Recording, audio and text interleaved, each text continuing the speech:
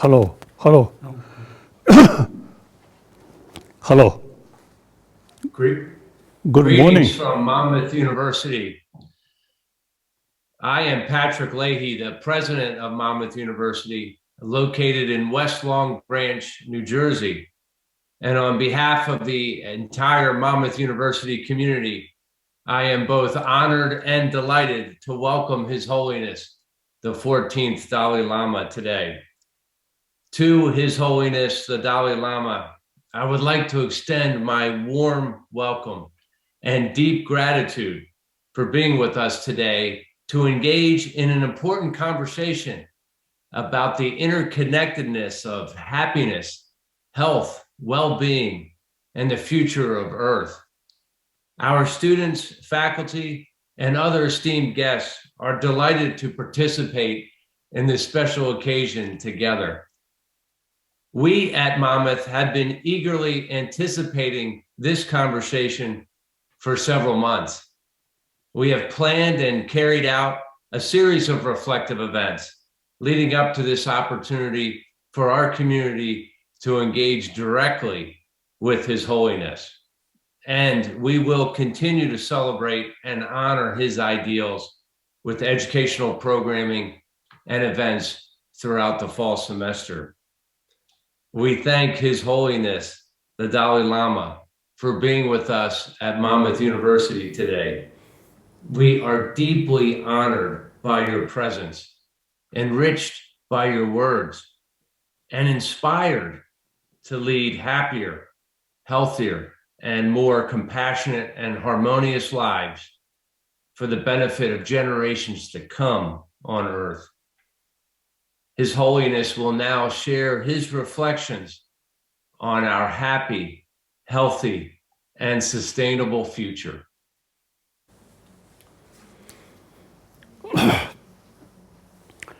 Thank you. You give me this opportunity, discussion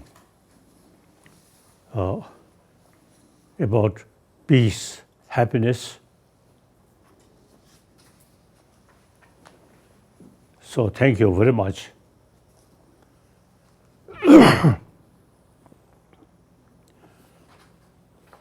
Now, obviously, we all, including animals or small insects, is want peace.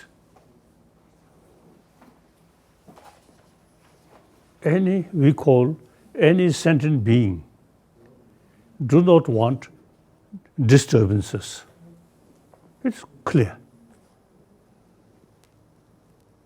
Even small animal or even insect, when some like fire, they always say, try to escape.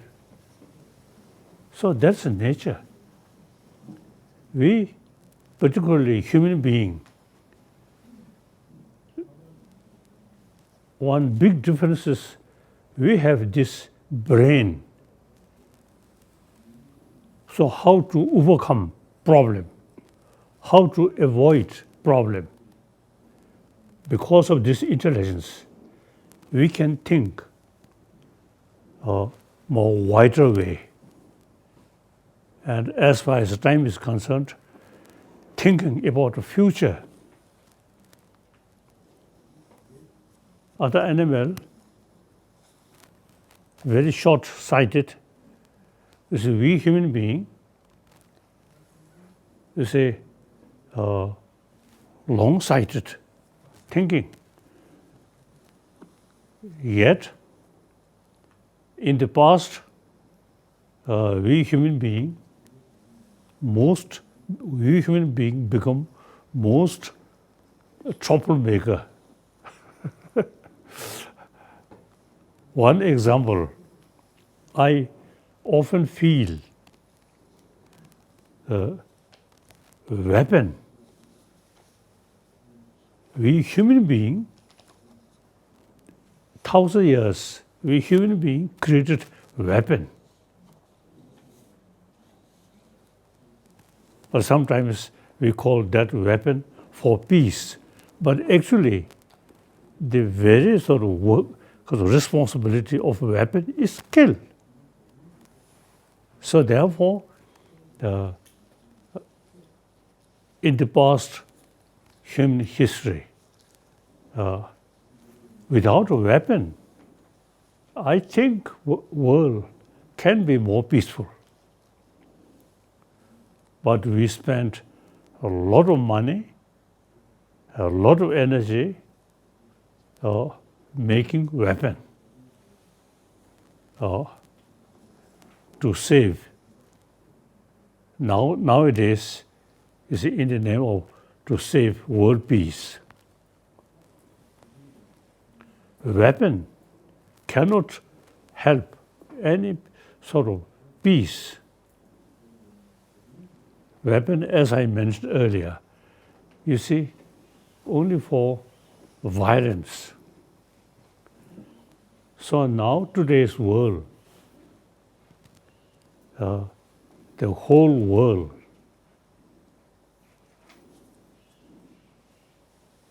is heavily interdependent. Even continent, or east or west, unlike previous centuries. In the past, we very much sort of concerned about your own continent or your own nation, your own area. Now, like global warming, you see, beyond one individual nation's sort of interest, the interest for whole world and economy. Now, people call global economy. So now, actually, weapons duty already now completed. We human beings on this planet, weapon really create a lot of killing, a lot of problem. Now I think we should say enough. Now we should have, you see, genuine, peaceful, without a weapon. I think only weapon, this one. This is not much harmful.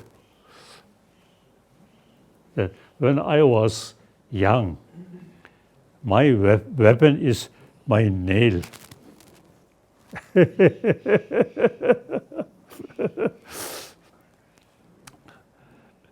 My elder brother, now unfortunately no longer, Rosa Samden. He,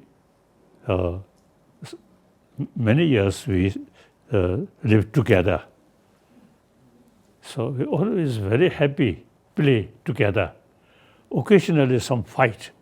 Then you see my niece, my kaza, nail. My nail is my best weapon. So my brother's face, some sort of traces.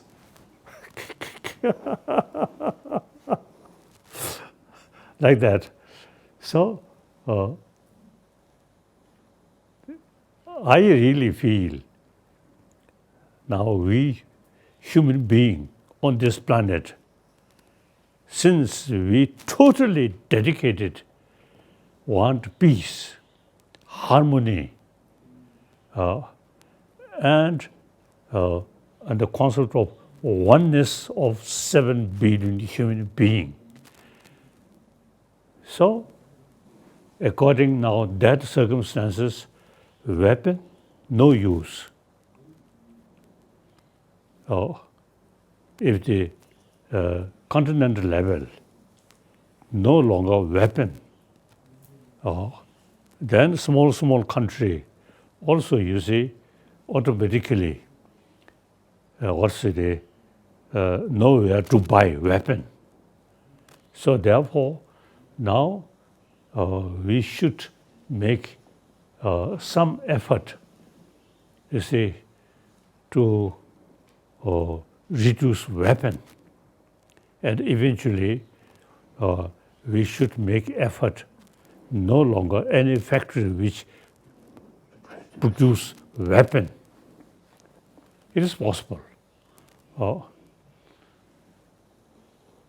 So now, real world peace come from mind.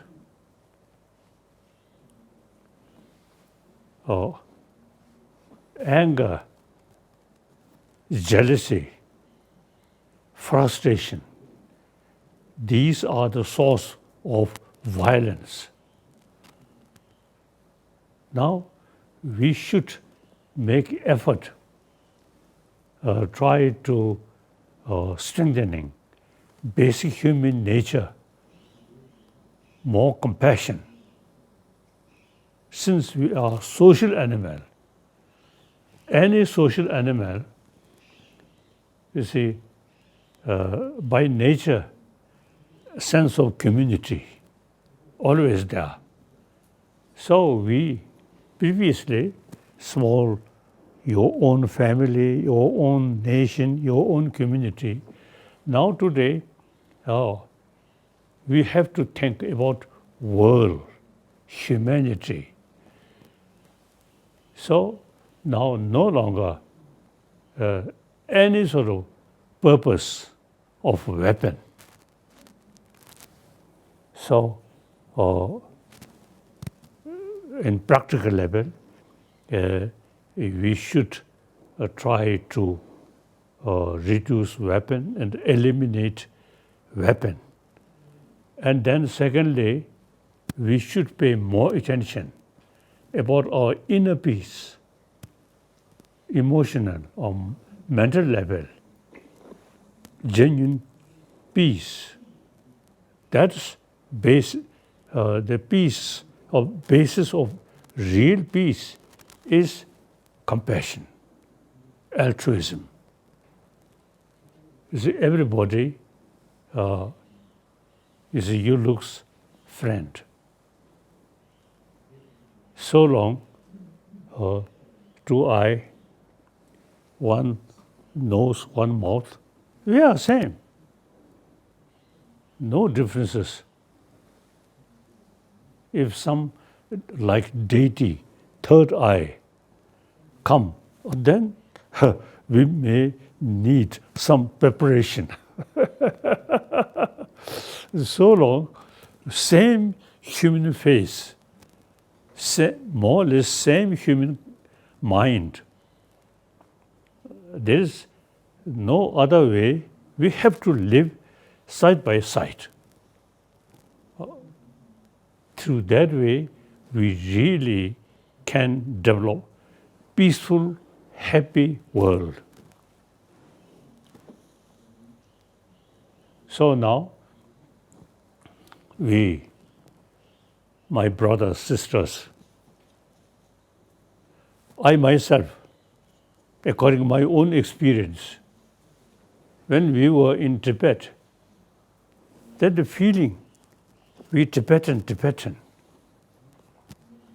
After I came to India as a refugee, and more, or say, the contact with a wider sort of world, wider sort of people, then they now no longer thinking we Tibetan, but rather we are same human brothers, sisters.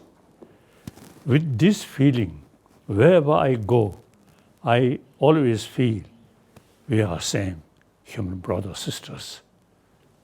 As soon as we met, I always smile.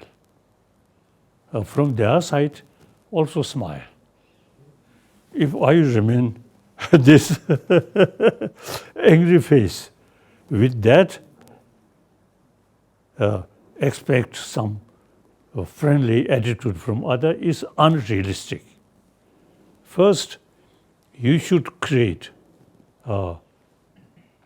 smiling face, peace, compassionate face, then automatically we become truly human brothers, sisters. That's very important. So as I mentioned earlier, after I came to this country as a refugee, so no longer a national boundary, or country boundary, or religious boundary. We are the same human being. So we are very happy.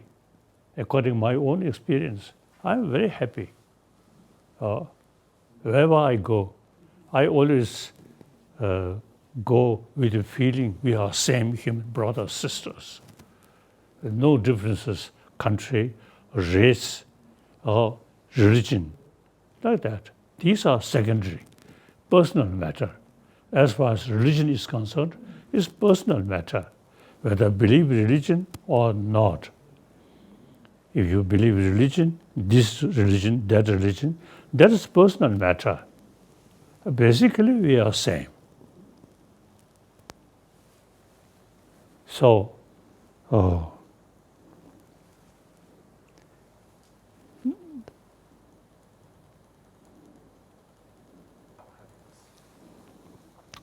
so now important, we have to pay more attention about inner peace. Now, with doctors, just this morning, I checked by Tibetan doctor as well as modern doctor.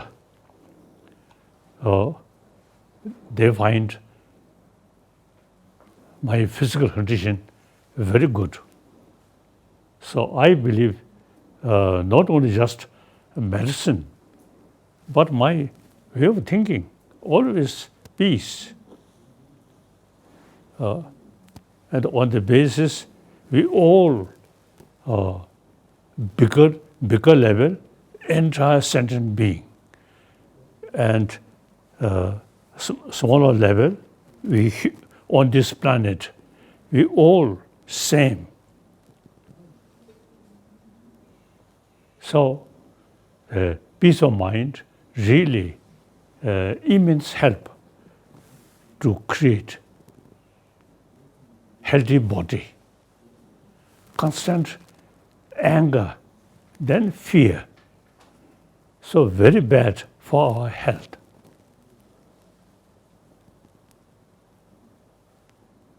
So, although this is not my duty or my business, but I want doctors, nurses who helping patients, you see, should show more smile.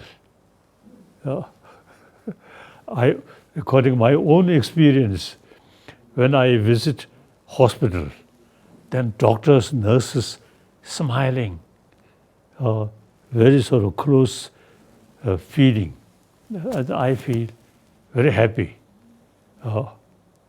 If the doctor, some cases may be very good profession, but without a smile, then sometimes I feel, this profession may carry some test on my body. So, as a human being, loving kindness, and on the base of oneness of human brothers, sisters, is the key factor. So, I think I may say, if Dalai Lama becomes refugee, the more, because of the circumstances, more angry face, then certainly I will not get more friends. No matter how difficult it is, and including Chinese hardliner, I always feel as our human brothers, sisters. So, therefore, you see, the Dalai Lama, number of people, you see, consider happy person. And therefore, you see, the real happiness, peace within our own mind. That I want to share with you. Sometimes you see people, you see, because they want peace, so what call tranquilizer, some medicine, tranquilizer. Maybe a short period, but I never touch tranquilizer. I always, you see, peaceful mind. And then, for me, another important is sleep. I always a 9 hours sleep. No sleeping pill, no tranquilizer. I like that. So, peace of mind, really, you see, very, very important. So, now, it is important to investigate what is destroyer of peace of mind. That's anger, fear. All these related with too much self-centered attitude. More compassionate mind, really very, very helpful for sleep, very helpful. And for digestion, also you see, compassionate mind, very, very helpful. I always feel hungry. So these, see, very important for human body. Good sleep, good digestion, isn't it? So these very much related with peace of mind, happy mind, peaceful mind. So that, so I want to share with my brothers, sisters from same world. We just simply same human brothers, sisters. As I already mentioned, religious faith or these are secondary. Thank you. Now question. Good morning, Your Holiness, or good evening from New Jersey. My name is Joanne Jodry, and I'm the Program Director for Clinical Mental Health Counseling. I will be moderating the questions. Please know that we are very humbled and grateful for your wisdom that you're going to share with our Monmouth University community tonight. Our first question is coming from one of our students, Jacob Cordero. Your Holiness, I first wanted to thank you for this opportunity. My questions are, what does climate change mean for our future? And what are you hoping that the world does to change? Now changing the weather condition and so now global level, now this change is a process of nature.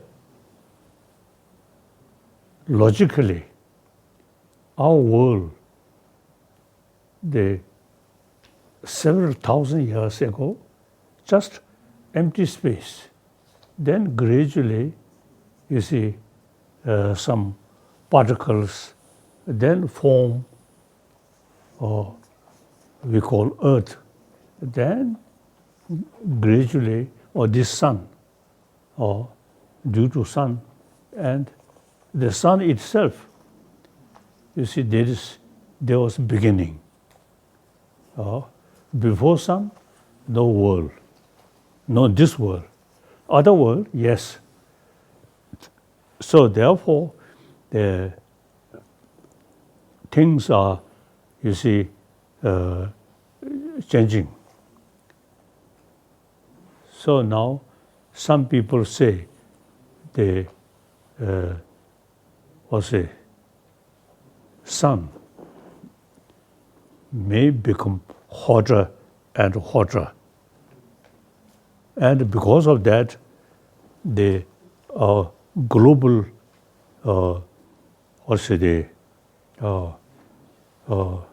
condition also now changing. Already we notice many places, some area too hot. Even the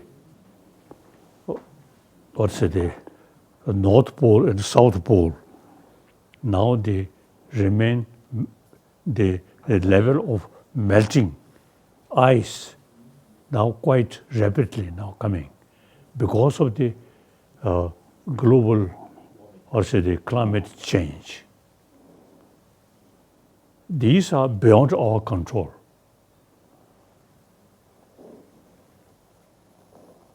Now, next, I think, hopefully, a few centuries, you see, the weather sort of remain more, calm, also related with our way of life, happier, or behavior. So now, at least next, you see, few decades, we should take care about global changing. So in that respect, Tibet, the most river which cover almost whole Asia, directly India, China, and then some extent Pakistan, and then so the important the preservation of more the green in Tibet, then protect some of these rivers which cover China and India. So at least next one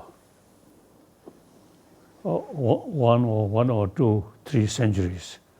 Then after that, nobody knows.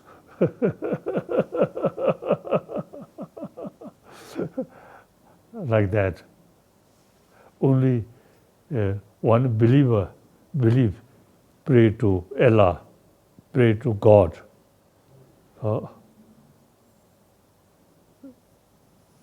So whether God truly control weather condition or not, different question. But you see, it is good to feel, pray to Buddha, pray to God, pray to Allah, like that. Okay. Then? Our next question comes from one of our deans, Raj Divasagayam. Namaskar, Your Holiness. Thank you for meeting with us today. I bring you greetings from the Leon Hess Business School at Monmouth. Your Holiness, a lot of time is being spent on talking about the impact of COVID on our socioeconomic life. In your opinion, what is the lasting impact that this pandemic will have on our spiritual lives? Nowadays, what do you call Togib? No, Right. not called pandemic. Ka. No, coronavirus. One. Pandemic. In a way, you see, serious sort of illness now we are facing. And America and some country in Europe and India nowadays seems little improving. So now there is no other way. We have to take care.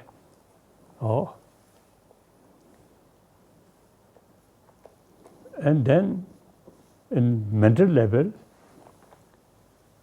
these new illness is part of,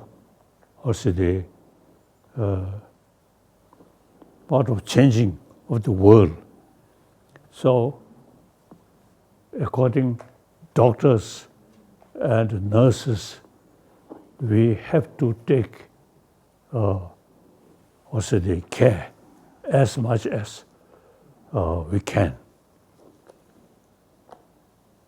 Then, meantime, the one Indian master, Shantadeva, mentioned any problem which we can overcome, then make effort. Any problem which beyond our control, then no worry to accept like that. So therefore, this new illness, we have to make effort. So what kind of sort of measure does the doctors and nurses, they have some special idea. Okay. Now next. Our next question comes from another one of our students, Peter Quinton. Good morning, Your Holiness. Thank you so much for hearing our questions. My question is, since Buddhist philosophy and practices were developed within the context of a collectivist Eastern culture, what are some challenges and how may these be remedied for people that come from an individual-centered Western culture integrating Buddhist philosophy and practices into their lives? I feel Buddhism also, you see, emphasis importance of individual person's peace of mind, happy life. Then with that experience, share with more people. So a group of people based on individual. So Buddhism also, firstly, individual person through training, through learning, should create happy person.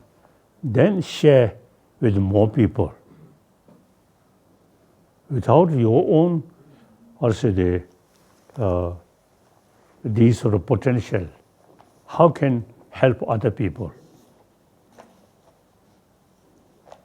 So I think we may say Buddha himself, firstly, he himself become Buddha. Then start teaching with other people, share with his own experience. So that's the way. So the Buddhism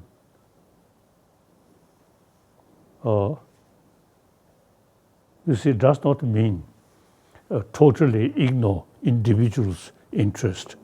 Firstly, change individual, then share with more people. At the Buddhist sort of teaching, you should be example of other.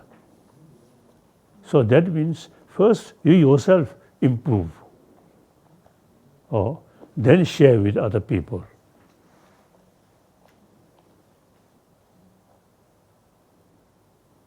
So in a way, Buddhism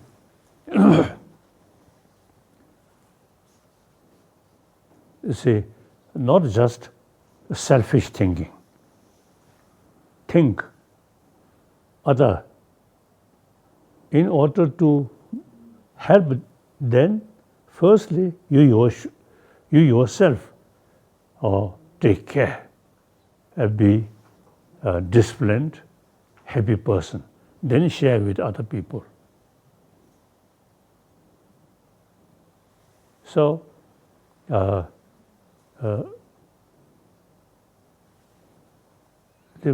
Buddha's teaching does not mean should not think oneself. No.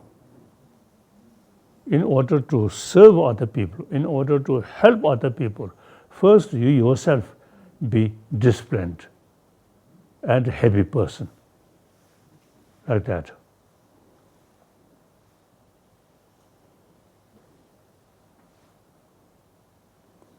Now among my friend, number of Western scholars and including some scientists, now they really agree selfish, self-centered is the source of problem. More altruism, thinking other is source of happiness and individual sort of healthy body. Now some scientists also now who especially sort of expert about human brain, too much self-centered thinking, then brain something kasore, kumbh, shrine, a shrimp. So thinking other, mind become much more open, like that. So we cannot distinction Westerner or Easterner. No, we are saying we all born same way. We all grown up with one's own mother's care. No differences.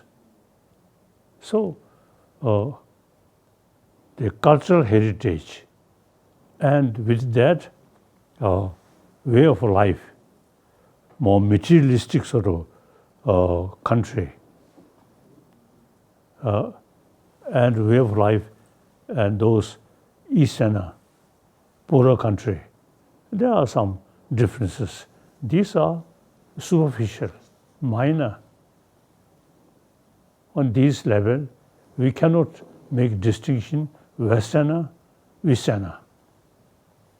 Okay. The next question is coming from Professor Nicole Jackson Walker. Your Holiness, thank you for the opportunity to speak with you. As a mother of African American children, given our social and political divide, how does one foster more of a sense of community? Now, I think America also, you see, previously the small community, then some sort of emphasis due to different color. Nowadays, that kind of thinking now changing. Easterner, Westerner, Southerner, Northerner, and within a country, a different religion, different color. These are now minor. So a mother, say, different sort of race from Africa, you should not think because of color, you yourself, you see, as a distance from other. No, we are same.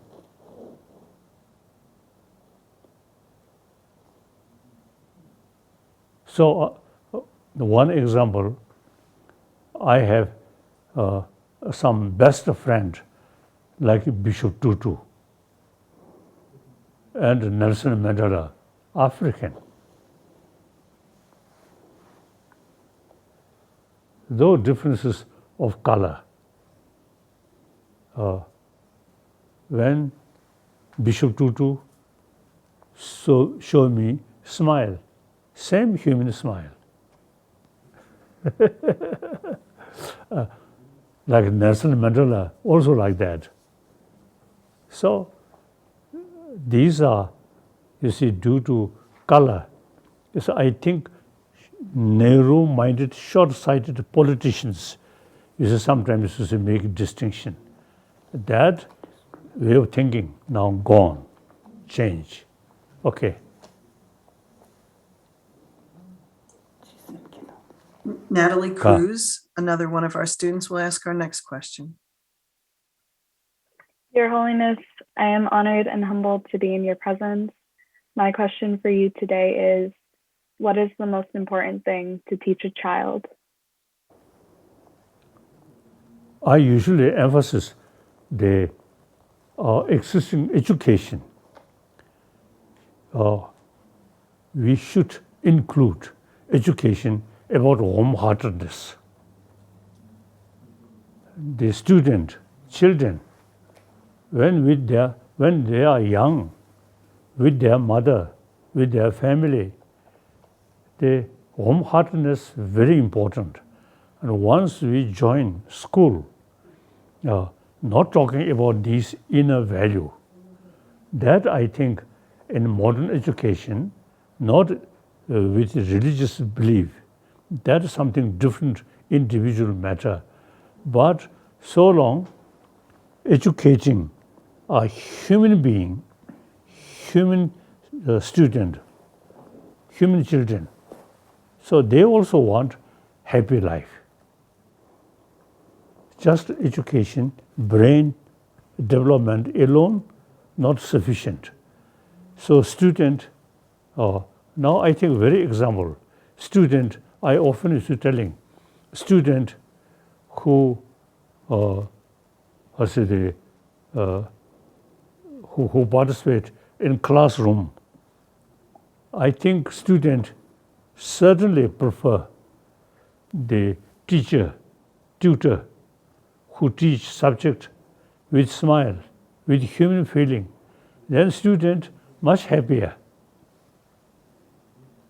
Other hand, the teacher may be good scholar, but without a smile, without a human feeling, then I think student, I think very eager to finish classroom. If happy, if the teacher always show us a closeness feeling with student, then student, you see, want more time with such teacher. According to my own sort of experience, my teacher, who always teach me with smile, with open, I feel very happy. Some my teacher too much serious, then I see my watch.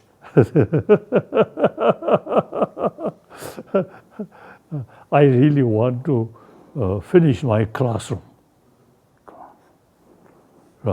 my class. So therefore, the teacher, I think, should teach the subject with human feeling, with warm-heartedness, with sense of serious concern about long future of the student. I think that is important. Okay. Merce Dufay is one of our international students, and she'll be asking our next question. Your Holiness, thank you for taking my question this morning. So my question is, even though we may embrace that all life has suffering, how do we get past the fears of human conditions to find inner peace? Yes, suffering or pain is part of all life. However, there's big differences mental level. Some is the same sort of, for example, physical illness. Someone mentally, due to different mental attitude, the physical suffering can easily, reduce. So, we human beings, about a unique thing about our mind, our intelligence. So education is the key factor. So there is also the much sort of need to educate when we face some problem, including physical illness, how to reduce mental level, anxiety. So that is the best way which when we face now at young age some problem, then eventually old age some problem. But you see, you should think these are nature. And then young one, you see, according their own sort of circumstances, they can do best to help other to maintain peace of mind. Then older people, you have more experience. So you see, share with other people. Now, for example, the young people, sometimes it seems more patient, more impatience. So then, such case, the older people, you see, can share more patience. No problem, no problem. Don't worry, don't worry.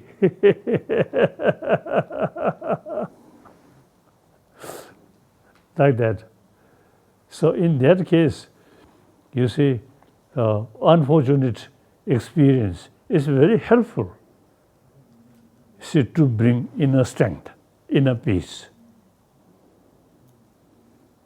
If I still remain in Tibet on throne, I think I may be something different.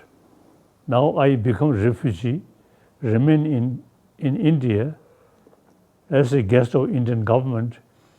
So I'm very happy, very happy. So I can share more people who have some problem, some, you see, some suffering. How can utilize that unfortunate circumstances, how to bring inner peace, inner strength. Okay. Sometimes I feel if I still remain in Tibet on throne, more formal way, and I may become something different per person. Because I become refugee, stateless, and remain in this country as a refugee. So it's very helpful, mentally very helpful. And also, you see, much easier to share with other people's sort of problem. Okay. Supriya Smith is our next student who wants to ask a question. Your Holiness, thank you so much for answering our questions. You've often talked about the commonality of all humans wanting to be happy.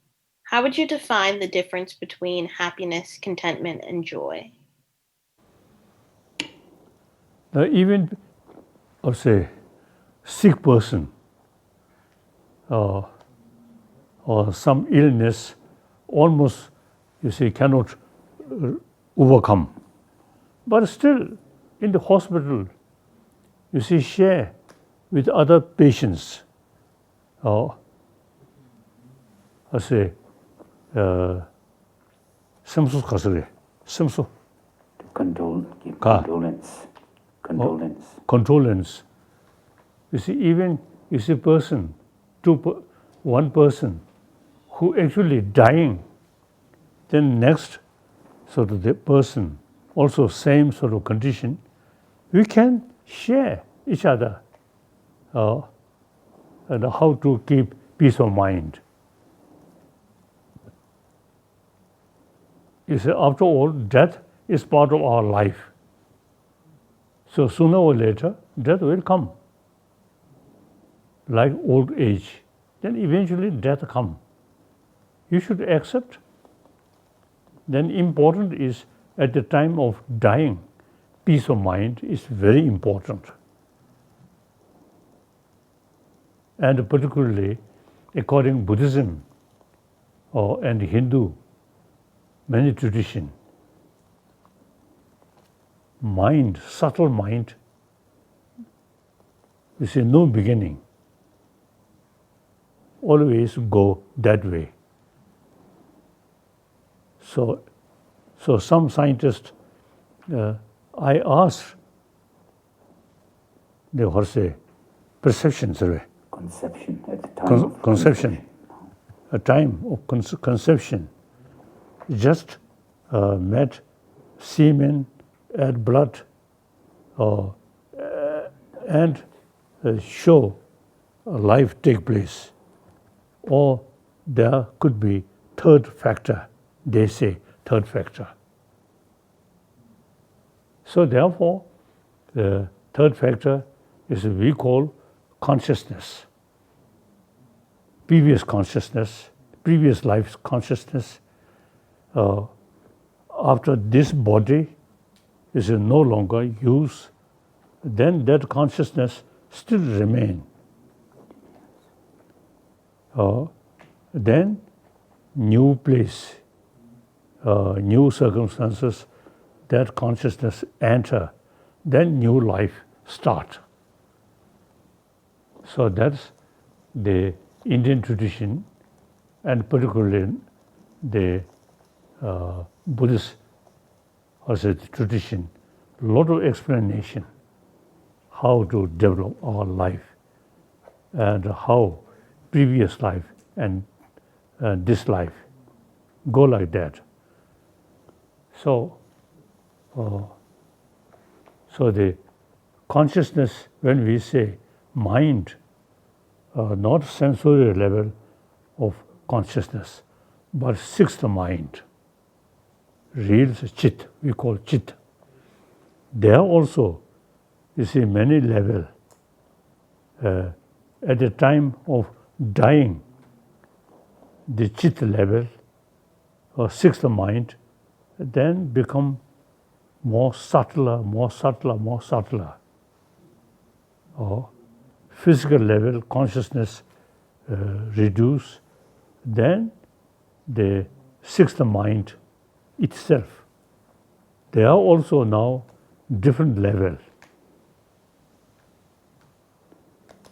When we, some people, at the time of death, physical level die, already dead, but the physical level remain very fresh because subtle mind still in their body. There are now recently quite a number of cases, including my own teacher. After death, physically, doctors say dead, but his body remained very fresh. Next, I think more than 2 weeks, remain very fresh. So similarly, some people who even 1 month body dead, but still body remain very fresh. So there is some now scientist, I think some Russian university, now set up one special sort of a group who carry also the experiment or research. So it is quite clear. Their mind become more and more subtle, then it become more independence from this body. That mind then come next life, take new body. So now here, you see, I met some young children who remember past life very clearly,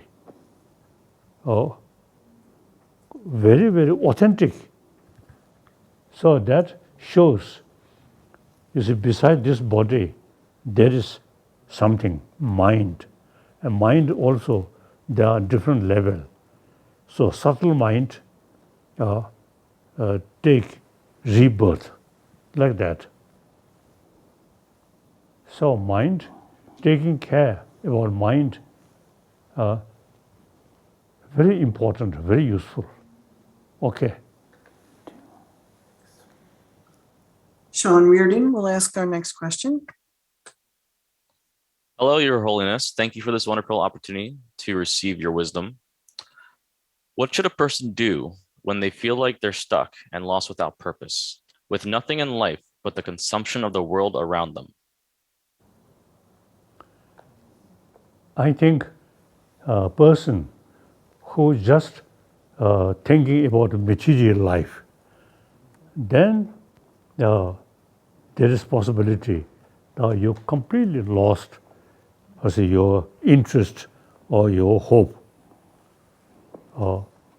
But people who have some experience, some knowledge about, you see, mind, then even, you see, the material level, you see, you now no longer connection, but still you can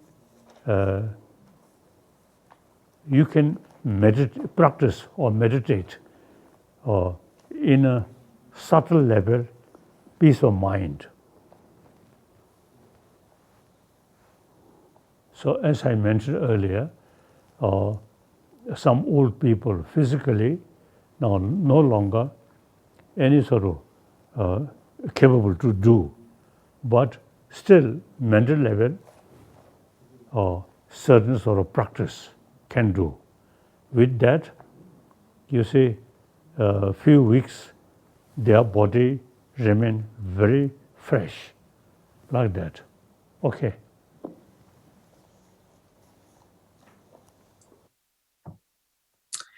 The next question comes from our Director of Production Services, Erin Fleming. Good morning, Your Holiness, and thank you for responding to my question. Social media allows for human exploration, expression, and experimentation, but it can also cause crises. What are your thoughts on the effect of social media on the human condition? Thank you.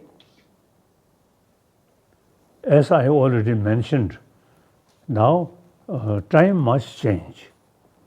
Our thinking, the previous centuries, past centuries, we not much talking about wider sort of perspective. For example, I already mentioned, you see, my nation, my group, more emphasis. Now today, we are talking about humanity, about world, about also the peaceful world. And then also, you see, about demilitarized world. So these, you see, thinking, you see, I think circumstances help us to develop such thinking. So the difficult circumstances utilize for good purpose.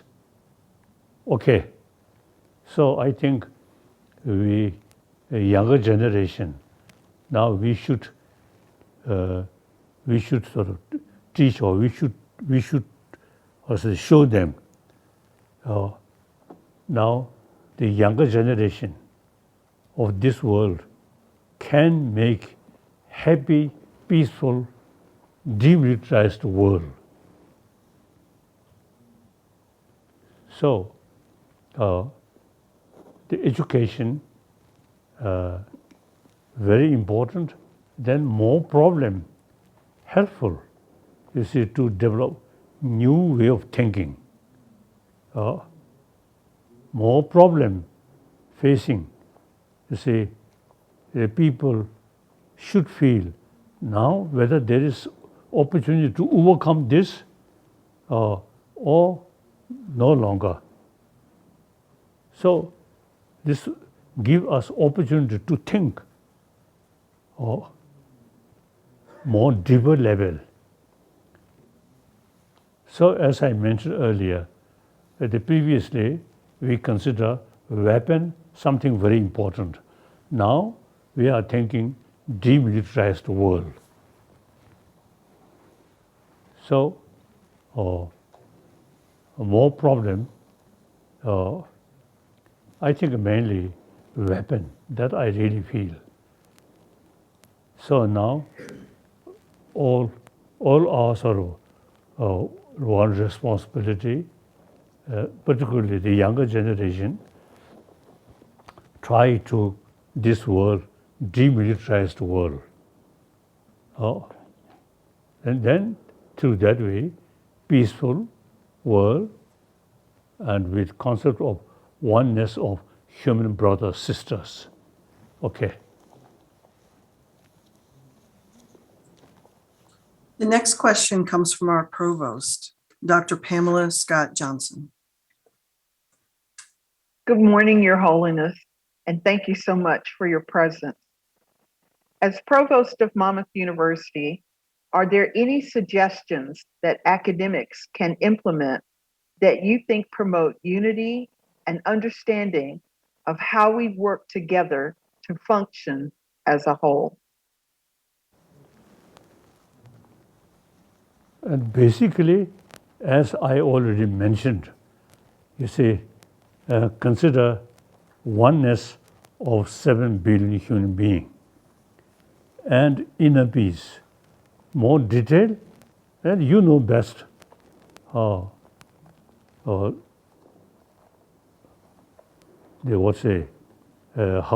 improve the education or class. That I think you know best. Basically, as I mentioned earlier, we have now I think one important, I want to just repeat, the younger generation should not think the previous way of life, previous sort of thinking, just to repeat. No. Now things are changed. So the younger generation now must develop new way of thinking according new circumstances. So detail, the teacher, you know best. Okay. Our second to last question is going to come from Professor Sanjana Raghudharan. Namaskaram, Your Holiness. I bring you greetings and love from the School of Social Work. My question to you is, you have often spoken of the importance of loving and respecting mothers. What should someone do if they have a mother who is doing harm in the world? Thank you.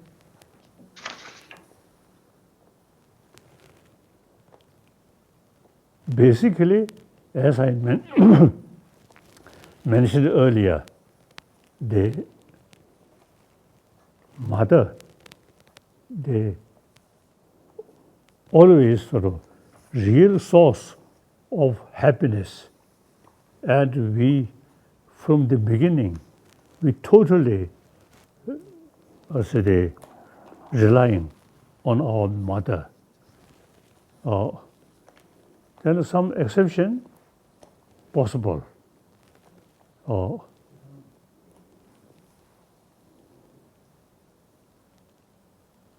I think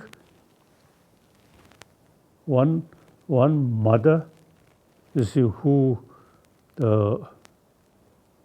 create more problem. That also, at the time of her own sort of baby age, taken care by their own mother. Same. Then education, environment, then gradually make differences. So I don't think basically or generally a mother who create problem of our world. I don't think, because of the circumstances you see create.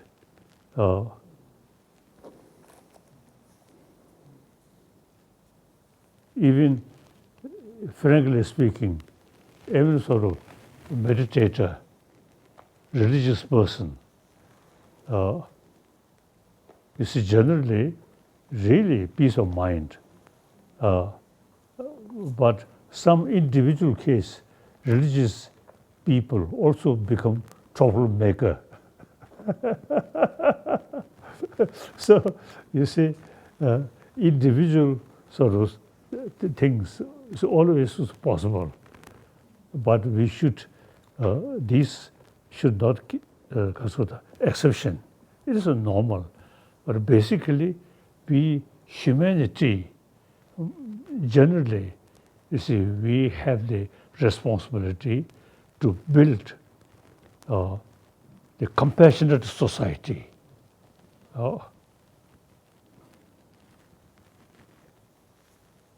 Okay. So, Your Holiness, I would like to ask the last question. In the Fourth Noble Truth, you lay out the Eightfold Path. Do you consider any parts of this path to be more important than the others?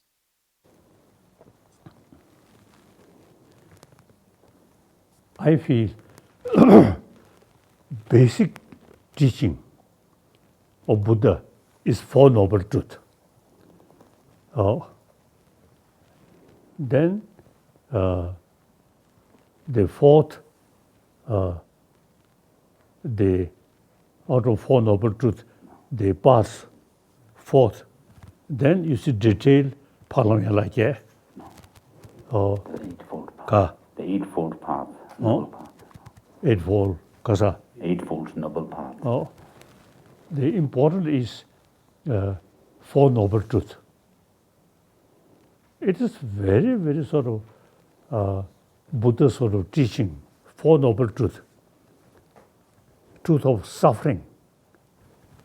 Obviously, including insect, do not want suffering. The suffering due to causes and the conditions. So then, a second Four Noble Truths. Then, the third Noble Truth really give us hope, possibility to overcome. You see, these causes of suffering. Then, with that clear sort of understanding, then more enthusiasm to practice the path, fourth noble truth. So, first, introduce suffering. The second,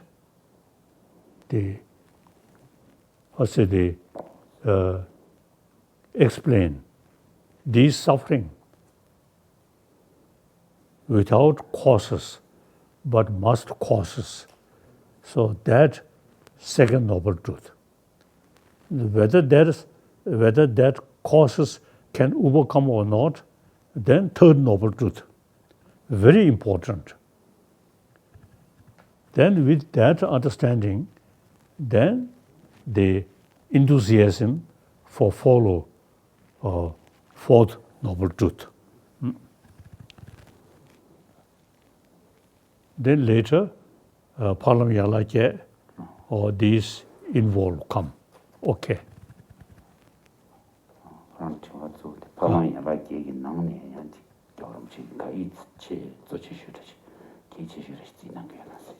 Okay. Now next. So this concludes our questions. Before I introduce our speaker for final comments, I would like to thank His Holiness's team that worked diligently guiding us through this process, Seton Choi Apakaya and Don Eisenberg.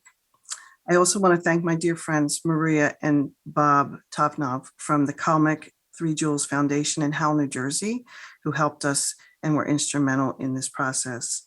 Lastly, I'd like to thank Dr. Rekadada and Luann Russell, who have been with me from the very beginning to bring His Holiness's wisdom to our campus. And now I'd like to introduce Luann Russell for our closing remarks of deep gratitude to His Holiness. Thank you. Thank you. Your Holiness, it is with pure joy, admiration, and pride that we take these final moments to share our gratitude with you.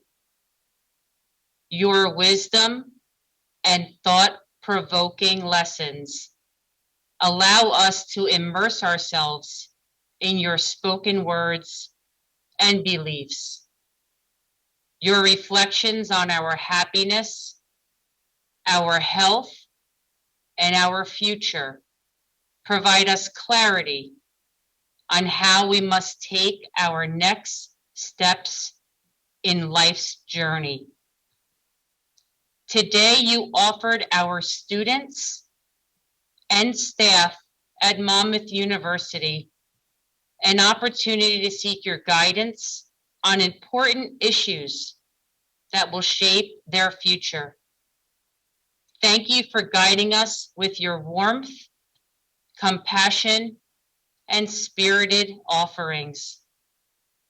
I want to thank you on behalf of the students, faculty, and administration of Monmouth University. Your invitation to live happier lives, showing compassion and appreciation for not only one another, but for the earth on which we stand, is being shared through live stream in 14 languages. Your words touch each of us personally, and we will continue to seek your guidance and blessings. We are honored and privileged to have had the opportunity to be with you today. As you have noted, there is one day we should focus on in our lives. Not yesterday, not tomorrow, but live for today. We as a community will continue to embrace your guidance and instill your blessings in our daily lives. We thank you for the impact that you have made on us all. May our collaboration and continued efforts continue to grow together in the days ahead. Thank you. Thank you. And thank you. See you again.